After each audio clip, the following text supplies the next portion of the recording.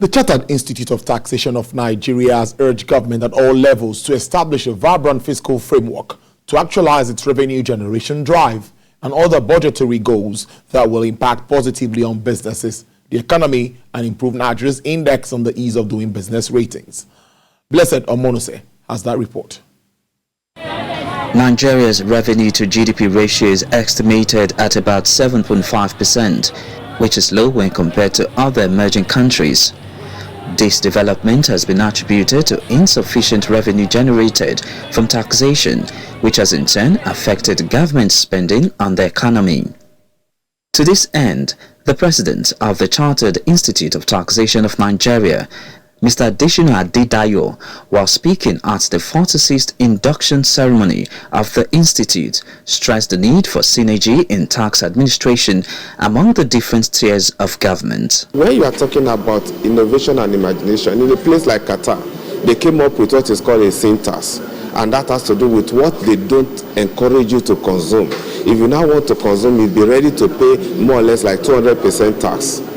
Nobody is stopping you. We are not saying don't consume alcohol. If you want to consume alcohol, are you ready to buy an alcohol of 100 naira for 300 naira? If the answer is yes, go ahead.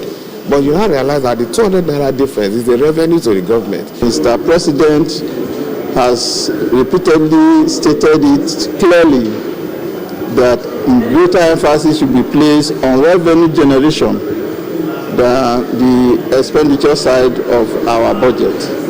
So it is only with increased revenue generation that we can sufficiently and adequately implement our budget. The CITN president also urged the newly inducted members to be prudent and accountable in all their dealings, especially in professional services rendered to clients at various levels of engagement. You cannot be a member of an institute and say that, oh, you are not bound by their rules. That's number one. You are bound by their practices, you are bound by their guidelines. Then secondly, the institute can no longer disown you.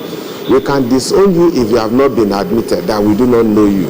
You are not in our register of members. But the day you get registered, it means you are already one of us. It is a question of all for one and one for all. Given the country's multiple and overlapping tax system, the need for the fiscal authority to strike the right chord in developing an efficient tax administration framework that will boost the nation's revenue base cannot be overemphasized.